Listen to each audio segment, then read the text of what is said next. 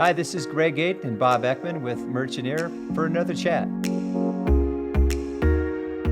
And today we're joined by Hitesh Patel, HP Patel, as I've known him for years, joining us live from Texas. HP, before we get started, tell us a little bit about yourself. Where are you from, and why did you decide to get into this business? We moved here in 1980, and it's typical, the Indian story of how we migrated to U.S., bought a small hotel, and then my dad and mom worked for at a 12-unit hotel. We purchased that, and we've been making rooms, and ever since at a small age, at 8 years old, that's how my hospitality origins began, and that's something I've always known, and I've really loved the hospitality part of it, and anything I could do to, you know be more involved in this industry. That was always my focus growing up, and even after college and everything with my career, I focused on the hospitality industry, and then not just my own personal hotels, but how to help other people. Got involved with other associations and stuff, and just kind of kept expanded from there. So hospitality, I think it's in my DNA. I think that's one of the things I love about the business, and just meeting people, networking, and I think that's the biggest thing. So I'm a lifelong hotelier in the hospitality business, and I don't think that's changing anytime. Even in my new role as the COO of Curve Hospitality, I'm still involved in the hospitality as we do the design and FF&E for hotels. So it's been great, and just looking forward to getting out now after the pandemic. Now, just meeting people, seeing people, and I think that's the next phase now. You mentioned something as you started chatting there, HP, the typical Indian story. And honestly, I don't believe a lot of people watching this show understand what the typical Indian story is. And you said 1980, it sounds like you might have been 8 then. Bob was probably 20-something, and I was 18. But I'm just kidding, Bob. But tell us the typical Indian story, because honestly, a lot of us don't even know what a 12-room hotel is. None of us really know what it's like to own a hotel, and then to watch parents own it, and then you start working in it, and then now you're a CEO of your own hospitality business. So in brief, tell us what is the Indian story? I mean, it's pretty much like, like everyone like that came from India or like Africa or England. I mean, there was a hardship, especially for the guys Sure. in India. They'd had to get out, and America was the land of opportunity, and it still is. And we had a couple of ancestors, like a couple of family members that came to the U.S. back in like the 70s. And even if you wanted to go back to the origins of, the Indian ownership that started, I believe it was in the 50s in California, when an individual bought a hotel, and his whole thing was, okay, we can live here, we can work here, and it generates income too. And we can all work at this business and, operate it because our ethic is always to work. Yeah. One thing that about the Indian community, they always keep working and working. And that's what we're taught, ever since we're small. You keep working, you have an opportunity to run a business, and you make the best out of it. And you saw that happening a lot. And you saw big migration in the 70s, 80s, and even in 90s, where folks were moving in to the US from other countries. And the reason, like, you had people like, if we were already there, my dad had like a brother that was still in India. So we, did his filing for his paperwork to come here. And then he comes to the US, and then we help him with a hotel, purchase a hotel. And usually it was always the smaller hotels, because remember, we didn't have cash to make the down payment. So the owner financing with these guys, and that's how it all started. And, piggyback. And then, then we got into more sophisticated hoteliers, not just the independent side, but now you saw we started off with like, the Days Inn, Super 8s, Wyndham brands, Choice brands, and then evolved to like IAG, Hilton, Marriott. So, it's like, and now the Indian community has 5-star hotels, and, like with the AHOA, Asian American Hotel Owners Association, 50% of all the hotels in the U.S. are owned by Asian American Indians. So Yeah. that's a huge thing. And like you said, it's a story that really needs to be, told to people, and not many people know about it. But it's a great story, and I've been chatting with Bob about this, and just how people need to know about this. Well, let's give AHOA some context. HP, tell us. I mean, AHOA, Asian American Hotel Owners Association, is the name of the association. But when did it start, and what is its true purpose today? And by the way, for those of you listening, Bob Ekman, clearly 30 some years in hospitality. management company, franchise, made his name in a variety of spaces, but clearly with IHG as a vice president of North America. And I worked with Bob for 16 and a half years, and some of the best years of my life relative to just understanding what hospitality means. But HP, tell us a little bit about why AHOA started, and really more importantly, what does it stand for today? AHOA started back in the early 90s. It's been about 25 year. We celebrated our 30th year anniversary actually in San Diego in 2019. And, AHOA was mainly started because there was a lot of prejudice happening to the Asian American community. We couldn't get insurance. We couldn't get financing. It was hard for even us to sign up for a brand at that time because we didn't have the track record. I mean, you're coming from an independent place, but, working hard, you're saving the money, but you always want to progress to the next level. And it was tough. I mean, and I know when we were looking for insurance, my dad was, and we just couldn't get hotel insurance, or it'd be skyrocketed with crazy, ridiculous prices. And that's when HP Rama and those guys, the original founders of AHOA, they knew there was a need for this. We need to have a voice and not just take a back seat. And that's how AHOA started. And when they started, it wasn't a big association. You had like a handful of members. They drove around the country trying to recruit members, trying to tell them what they're trying to do and get the buy-in from the Indian community across the U.S. And then they launched AHOA, and they did great. They got a lot of buy-in from like vendor partners, brands, and stuff. To how can we help you guys? And that's what AHOA was. It's the voice of the hotel owners. And now what AHOA has progressed to. If there's any brand issues or franchise issues, AHOA gets involved and make sure that it's doing, it's helping the membership out too. It's not just a one-sided way the brands are doing, and especially in the government affairs department in DC. I mean, last 10 years, what AHOA has been able to do on the advocacy side, to help advocate on regulations or new laws that might be coming out that affect hoteliers. And, AHOA took a big shift a couple of years ago also. It wasn't just about the AHOA members, it was just about the industry. How can we represent the industry? And now you see what AHOA is doing, and, partnerships with so many numerous associations out there, and just keeps growing and growing.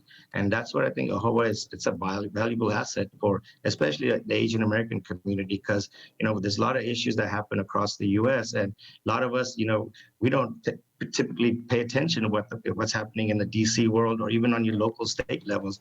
And we need someone like AHOA and all these other associations that monitor things, make sure any legislation, any regulation that's getting done, it's going to be beneficial for both parties, not just a one-way thing. And just like with the tax cuts, one thing that we wanted to do was provide tax cuts when I was the chairman of AHOA. And, that's one thing that we were able to work with the administration at that time. And it's an ongoing thing. There's always like different like drive-by lawsuits. There's always a different thing happening to our industry where a lot of people are not aware of it. Even like, guests that come into the hotel, they don't know all the infrastructure that's behind the hotel and all the inner workings. So it's good that we have an association like AHOA that really caters to our needs and caters to, doing the right thing and making sure that our voice is always heard as hotel owners. Well, you mentioned partnership, and one of the main reasons the three of us are together right now is to talk about AHOA's partnership with Merchanier. I'd like, first of all, I want to go backwards just for a second. Imagine a young hotelier, not 8 like you were, but graduating high school, college, and maybe his parents aren't even in the business, and there's an association out there that can basically help him or her get set up, understand the right way to be a hotelier, the right way to take care of the guest. And for those who are listening, that not only are a great percentage of our hotels that we check into, branded or unbranded, every day owned by people who are part of the AHOA membership, but they're not owned by the brands. A lot of people still walk around and look at a brand and Mr. Marriott owns that, or Mr. Hilton owns that, or there isn't a Mr. IHG, by the way, and there's not a Mr. Choice. But it's amazing how many people don't realize how many franchise hotels are out there. But when Bob Ekman called you and said, hey, I have this idea, and started to share with you the background and everything he just shared regarding Merchanier, what were your first thoughts? And as a former chairman of AHOA and a leader of a great organization, when did you start to see an application for Merchanier within the organization? Yeah, so like when I talked to Bob, I mean, to be honest, I wasn't very rehearsed on, what the process was about the Sure. cash back and, learning about the product and then, talking with Bob a couple of times, learning the thing, then it made sense, because you really don't think about it. Like then I started, after I talked with Bob, then going to a restaurant or like just the other day I had to get my registration for my car to renew my license plate. And, I didn't have any cash on me. So I took my credit card and they're charging me, 4.5% transaction fee. And then I just started thinking everywhere I'm going now, even at a restaurant, they're charging me a surcharge. Even at a grocery store, a lot of places are already doing it. And then, thinking about the hotel industry, we're always on the back burner, the way I look Hmm. at it. Yeah. The industry, it's always like on the back burner. It's like nobody really cares about the hotel industry. Anytime there's any stimulus or any kind of bailout, everyone else gets it except the hotel industry. And especially during the COVID time, looking at our revenue and stuff, if we can make a percentage back and charge, the percentage. And like what Bob was saying, it's very minimal. Not many people are going to question it. If it's a No. couple of dollars here or there, it's more of a convenience thing for me at the end of the day versus, having cash on me or whatever it might be. But it's an option that, the guest or, the client or, the consumer has at the end of the day with the retailer or the hotels. And I think it's a great thing. Like I'm signing up with the program. I think I'm nearly done signing up. So I'm excited to see and how it works. And if I can save at least 3% back, that's revenue that I'm saving from paying other expenses, and especially with credit card processing fees always escalating. And this is one way I can offset some of my costs and use that to hire people or do infrastructure in the hotel. Because at the end of the day, if you can, and I don't, like one thing I was also thinking, like with the clients or the consumers, would they be kind of standoffish to this? But I'm seeing like articles now, hotels already implemented this. Right. And I think it's the way to go, the way that things are moving. And at the end of the day, we have to start figuring out how we can save money or cut costs because everything is going up. Cost of goods are just skyrocketing. So if there's like a 3 or 4% or whatever it might be at the end of the day that I can get back with the surcharge, that's money that I can use to even pay mortgage. And right now during COVID times, people couldn't pay mortgages, they couldn't pay their taxes. So this would be an avenue that I can use those funds for like a rainy day fund or something. Because if you think about it, this was something I was never going to get because if I didn't know about this program. And I Sure. think for independent hoteliers, this is a no-brainer. I mean, No if you're an brainer. independent hotelier running your hotel, and if you want to save a couple of percentage, this is one way to do it. And the other big caveat that I really was in love with was the instant money. Right now, if I close out my terminal batch, it takes like 2 to 3 days before that money's deposited into my account. This way, it's deposited the next day, and that's money I have on hand It's to actually huge. to spend. Yeah, so I think that's the main reason why I signed up. And like I was telling Bob, I think after 3 or 4 months of that, I love to come back and say, hey, this is what I showed, this is what I saved, and this is what I got It's back. real. So HP, again, I don't want to put you on the spot, but if the brands were behind me, all lined up listening to this, what would your ask be of them relative to Merchanier and working with AHOA? well, my thing was if it doesn't affect the guest experience, it doesn't affect anything from the guest aspect of it, then I don't see why the brands would have an issue with it. I mean, even with just like a 2%, like when you go to resorts right now, there's a $25, $30. I'm going to Hawaii at the end of May. All the hotels, it's like $60 resort fee a night. What do you get? You get free internet and you get to use the pool. Shouldn't that be included as the hotel thing? It's But like, now a resort fee. yeah, but we're all used to paying these extra fees. And I think like what you said, people, if they want to pay with a debit card, they can pay and not have that extra interest. But then if you think about it also, like a lot of the hotels have ATM machines in their hotels, and there's always like a $5 to $7 transaction fee to take your own money out, right? So you're already paying that, and that's been Right. going on since early days of when we've been paying those fees. So I think it's the consumer, I think they're educated, they know what's going on, and it's just like if I want to use my credit card, mainly reason I use my credit card is for the points. The way I look Right. at it is a convenience fee, not even like a cash fee or whatever it might be. It's a convenience fee, and convenience fees are convenient. That's why I'm going to pay them. And I Yeah, think guests would not mind paying it. well, I love what you said, and if I was Mr. or Mrs. Big Brand, I would listen to HP Patel say very, very clearly, if it doesn't affect the guest experience, then why not let us try it? And that's my message to the brand is, why not let an organization that represents 65 to 70% of all the franchises you sold, and I know, I've done it, why don't you let them try it? And if things in a particular brand aren't going well, then take that brand off the shelf. But let them do it in the other brands and see what happens. And then when owners of hotels and our AHOA members are starting to put hundreds of thousands of dollars in their pockets, and by the way, to do what? To renovate the hotel. And you said it earlier, and I want to reemphasize this. You said what you would do with the money would actually pay employees better, perhaps have better benefits for employees. And we've already seen that as a great gift. And we don't want to get into all the things that are already going on, but that's one of the reasons why restaurants and other places are using this, so they can actually give their employees better benefits. And you might even keep better employees for a longer period of time. Bob, in closing, what would you say to the brands if they were wanting to listen to a 35-year hospitality veteran? Well, they charge for their services. Their royalty fees are somewhere between 3.5% to 6%. Marketing fees? Marketing fees, et cetera, et cetera. And this is an opportunity for that to be reduced by a certain amount. There's really no difference. I mean, the guest is paying for that already. It's built into the rate. We could actually build this into the rate if or add it on. It would be called a non-cash adjustment if added onto a receipt or a folio or. Easy. But my message to the brands is simple. Your franchisees have struggled.